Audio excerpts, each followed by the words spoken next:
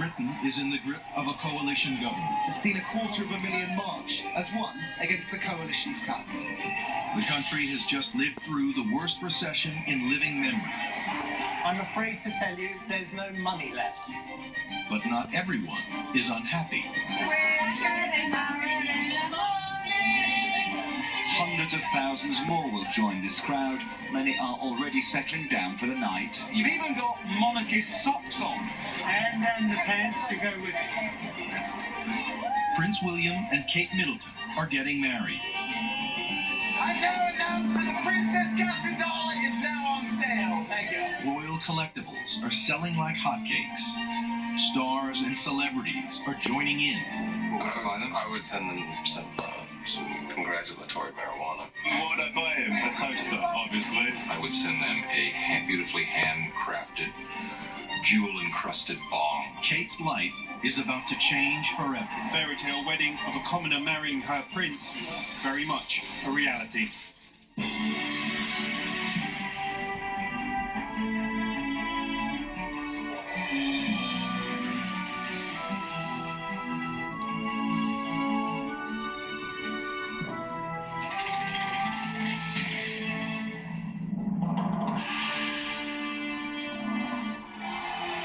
When Kate Middleton married Prince William, she became the most famous royal wife on the planet and a future queen of England. Her profile was so great that she transcended Britain's previous most popular royal wives. Her husband's mother, Princess Diana, she was the people's princess, and that's how she will stay in our hearts and in our memories. And her late great-grandmother-in-law, Queen Elizabeth, the Queen Mother.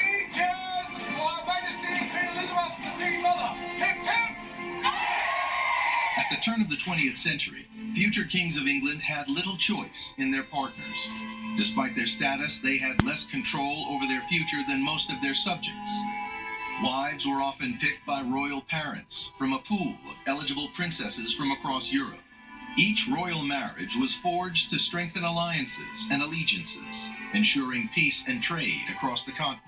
Queen Victoria was the master of this real Game of Thrones. Her 9 children were married off to the royal families of Germany, Denmark, and Russia. When Edward VII died in 1910, his funeral was attended by dozens of royal heads of state, most of whom were his relatives. But these family ties would be of little use when, 4 years later, the Great War broke out across Europe. The marriage between Britain's new king, George V, and the German-born Mary of Teck could not hold Europe together. King George V visited Berlin with the present Queen Mary. Far more vividly than the colourless sentences of history books, these early pictures convey the untiring efforts of the English royal house to wed the nations of Europe into a peace-loving family. The peace-loving family was torn apart, and royal marriage-making was never the same again. By the 1920s, Britain's royal men had graduated to choosing their own women. Class and previous relationships were now the biggest considerations. When the heir to the British throne, Edward, Prince of Wales, and his younger brother, Prince Albert, started to hang out with married women who were also Australian and American, the establishment and their royal family was in uproar. Edward lost his throne when he refused to give up his American divorcee, but Albert chose more wisely and became king. Lady Elizabeth Bowes-Lyon was to become the most popular royal wife of modern times, though no one knew it then. Elizabeth was the youngest daughter of the Earl of Strathmore, from a noble line of Scots that stretched back to the 14th century. She was raised with 9 siblings in their ancestral home of Glamis Castle, a huge medieval pile in southern Scotland. Her upbringing was religious, with a focus on the responsibility that came with wealth, but that didn't stop them from regularly indulging in cocktails, parties, and wicked humor. At one such party in 1910, a fortune teller is said to have given Elizabeth a prediction. You will live to be a queen, and the mother of a queen. When the Great War maimed and injured thousands of soldiers, Glamis was turned into a nursing home, and a teenage Elizabeth became the life and soul of the carers. She also showed a cool head. When fire broke out in the castle, she was the only member of the family at home. She took control and set up a human chain that saved many of the family's priceless antiques. Elizabeth started dating her royal husband-to-be when she moved south to London and attended one of the great high society balls of the age. She was just 19, and it wasn't love at first sight. Britain's latest royal wife first met her husband-to-be in Scotland when they both signed up for the University of St. Andrews. Unlike Elizabeth Bowes-Lyon, Kate had not come from a line of aristocrats. She doesn't have a drop of royal blood in her. Her ancestors include coal miners and laborers, and her second cousin, twice removed, is a current burlesque dancer and former Playboy model. However, her parents, former airline cabin crew, became multimillionaires after starting a successful party business. They live in a Georgian mansion in the quaint English village of Bucklebury in southern England. Kate, whose younger sister Pippa was later to cause a huge stir at the royal wedding, attended one of the best schools in Britain, Marlborough College, in the west of England. Popular, intelligent, and good at sports, Kate holds the school's high jump record to this day. We played hockey together and tennis. She was an incredible swimmer, but she was also quite famous for being a cricketer as well, and a bit of a touch rugby player. She was pretty good. Kate was also pretty good at acting. In school, she played a woman who receives a prediction that echoed that given to Elizabeth Bowes-Lyon 80 years earlier. To meet a handsome man, a rich gentleman. It is all I ever hoped for. He would love me. Indeed he would. And marry me. And marry you. He'll fall in love with me. He'll marry me. This YouTube video becomes even more amazing when you hear the name of the man Kate falls in love with. Yes, dear William. The fictional prediction started to come true at a university charity fashion show when William paid £200 to see Kate walk down the catwalk in this outfit. There's one in particular sort of semi-transparent, very nice, very flattering dress. You couldn't help but notice her. That was perhaps the time when you really saw her as something very special. Prince William was smitten. Soon, William and Kate had started a love affair, and in their second year, like millions of other students, they shared a flat with two friends in a terraced house in a St Andrews street, renowned for its parties. The parties might have been fun, but Kate would soon find that, as with any royal romance, the course of true love rarely runs smooth. Elizabeth Bowes-Lyon also had an unusual start to her relationship with a future king. She and Prince Albert were, at first, more tennis partners than lovers. Elizabeth, who valued her freedom, saw the life of a royal wife as far too restrictive, and twice turned down Albert's marriage proposals. His brother, Edward, met with Elizabeth to try and persuade her to marry Albert, and at least one newspaper of the day got the wrong end of the stick and reported that Elizabeth was to wed the Prince of Wales. When it was finally officially announced that Elizabeth was to marry the Duke of York, she agreed to talk to the press, giving a candid interview in which she revealed the true story of their courtship, multiple proposals, no engagement ring, and worst of all, Albert's private nickname was Bertie. Her new in-laws-to-be responded quickly by banning her from speaking directly to the press again, a royal edict she was to follow for the rest of her life. In the 1920s, there was no such thing as a press pack or 24/7 news and gossip. Elizabeth Bowes-Lyon was left alone. Unlike Kate Middleton in 2007, more of a hunted animal than a potential fiancé of the future king. The paparazzi were now hounding Kate around the clock. Even a fairly average photo of her made the cover of this magazine. And she's not just there through being Prince William's girlfriend, she's there as a fashion icon, as gossip column fodder, even as a role model. It means people are interested in her, and it means people can make money off her. While at official engagements, Kate was to some extent protected from press intrusion. There was suddenly interest in every aspect of her life. Her treatment drew parallels with the way William's mother, Lady Diana, was treated when she became engaged to Prince Charles. How well are you coping with all the press attention? Well, as you can see, you can tell. You're bearing up with it quite well, though, because it must be quite a strain with all of us after you. Well, it is. Prince William would tell her about the life his mother had, the trauma she had, the stress she had. The one thing that you could say about Kate, that she would think things through for herself. We don't know a lot about Kate. She's kept herself quite protected. She's given no interviews, she said nothing, and it's been a model of discretion. But even the model of discretion couldn't second-guess the tactics of Britain's press. When she wouldn't talk, they read her lips. It was at Sandhurst at William's passing out parade that Kate made her first official appearance as Prince William's girlfriend. While William pounded the parade ground in front of his grandmother, our lip reader revealed her innermost thoughts to be, "I love him in uniform. He's so sexy." Not a remark you'd often hear in royal circles. The constant attention of the photographers and TV cameramen eventually took its toll, and Kate tried to put a stop to it by complaining to Britain's Press Complaints Commission. The photograph in today's Daily Mirror shows Kate Middleton just walking down the street carrying a cup of coffee. But alongside, they say, she looks stony-faced. Perhaps they say it's because she's fed up with Prince William. Today's complaint to the Press Complaints Commission suggests if she's fed up with anyone, it's with photographers. She's got to expect some photos to be taken. If she's out in public, she's got to expect us to be there. Saturday on Real. Royal weddings are now billion-dollar events, no matter who the bride is or how rich or poor her family really are. For these lavish occasions, the father of the bride cannot possibly afford to pick up the tab. For the newly betrothed couple, the guesstimates are coming thick and fast. The actual cost, between 20 and 40 million, with a potential security bill in the tens of millions.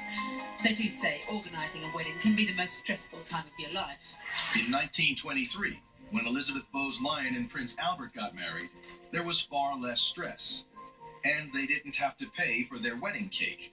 A famous British cake and cookie maker came up with one of the biggest ever made. A 300-pound, 10-foot-tall cake with icing miniatures of Glamis and Windsor Castle. They charged about a dime a time to see it, and thousands stood in line for hours. For the actual wedding, seats were sold for between $350 and $7,500 at today's prices. The streets of London were filled with people eager to catch a glimpse of the beautiful bride, who chose an unusual medieval-style wedding dress. Her groom wore the uniform of a British Air Force group captain, complete with a chest full of medals. When it came to Kate Middleton's wedding, her in-laws-to-be, in the new age of austerity, made sure costs were kept within reason. Reining in some of the grandeur of when Prince Charles married Diana. At that time, 3 million people were unemployed, but the event reportedly cost as much as £30 million, and they invited 3,500 guests. By comparison, Princess Elizabeth in 1947 saved up ration cards to purchase the fabric needed for her dress. There were 2,000 invited guests.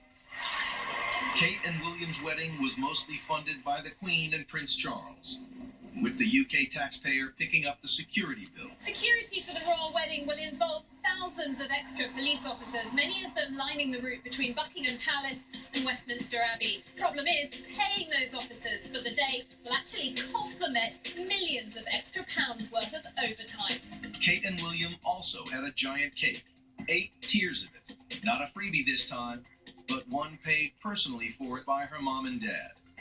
They also bought her wedding dress. It was in this that the woman who never looks bad had never looked better. Her dress had come from the fashion house of the late, great Alexander McQueen, designed by his successor, Sarah Burton. Demure long lace sleeves, a corset satin top which flared from the waist, her lace veil sheer enough to show her every expression. Expressions are an important part of being a successful royal wife. In the 1920s, Elizabeth Bowes-Lyon was so radiant, she became known as the Smiling Duchess. When she unexpectedly found herself queen, alongside her husband, King George VI, she continued to smile and won even more British hearts. Her Majesty, Queen Elizabeth, receive the crown of glory, honour and joy. May God enrich your royal heart with his abundant grace, and with everlasting gladness in the life that is to come. The new queen's crown of glory was specially made for her, platinum, with 2,800 diamonds. As the threat of war with Germany depressed Europe, Britain's king and queen made a state visit to France. It was expected to be a somber, in-black affair, because Elizabeth's mother had died 3 weeks earlier. Elizabeth got her favorite fashion designer, Norman Hartnell, to create an entire white wardrobe. It caused a sensation, and won her a legion of fans. The quiet dignity of the king, the gracious, unfailing charm of the queen, have won the respect and affection of the whole French people. One diplomat said, "We have taken your queen to our hearts. From now on, she rules over 2 nations." 50 years later, Princess Diana assumed Elizabeth's role as the royal fashion icon. Whatever she wore became a must-have, and that included the styles and customs she adopted when on royal visits. Elizabeth's influence was still being felt in 2015, when the president of China, Xi Jinping, made his first state visit to Britain. Kate wore a diamond-studded tiara passed down from Elizabeth's collection, and her sparkling designer gown matched the Chinese flag. How charming the Queen looks. She is wearing a crinoline gown of silver and gold, with white furs and a glittering tiara. In the late 30s, Elizabeth's wardrobe cheered a nation being dragged into war, one that would put her husband in the front line. Without freedom, there can be no enduring peace, and without peace, no enduring freedom. And she, firmly by his side. The king's speech difficulties made it awkward for him to communicate, but he made up for it by personally supporting the armed forces, while Elizabeth became the royal face on the home front. When Hitler's bombs destroyed the East End of London during the night, she was there the next day, dressed in pastel shades to show compassion and hope.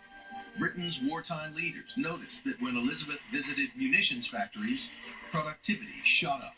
She also became the champion of the women who now manned the factories. In 100 ways, you have filled the places of the men who have gone away to fight. Your work, whatever it may be, is just as valuable, just as much more work, as that which is done by the bravest soldier, sailor or airman who actually meets the enemy in battle. The enemy had also noticed the woman who had never been taught how to be a queen. Adolf Hitler dubbed her the most dangerous woman in Europe. The Royal Navy, the Army, and the Royal Air Force dip their colours in reverent homage to a king leaving his capital forever. After the death of her husband in 1952, Elizabeth became the Queen Mother as her daughter took the throne. She quickly became Britain's favorite granny as the new queen's children were born and raised. She made sure that the entire family followed her devotion to royal duty and service to the country. Later in life, Britain's Queen Mother became a media personality in her own right. A satirical TV puppet show, Spitting Image, characterized her as a gin-drinking royal matriarch who just loved a good time.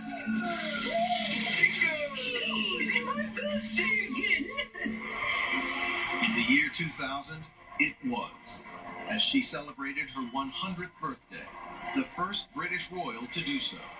It wasn't only her family who turned out to wish her well. 40,000 members of the British public were there too.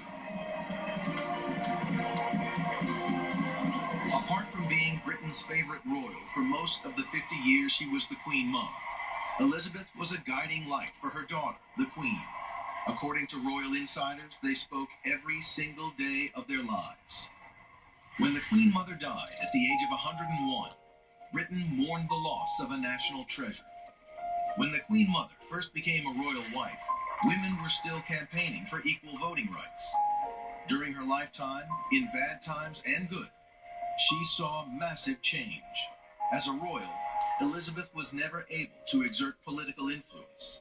However, she became patron of more than 350 charities, many of them connected to disability or social injustice.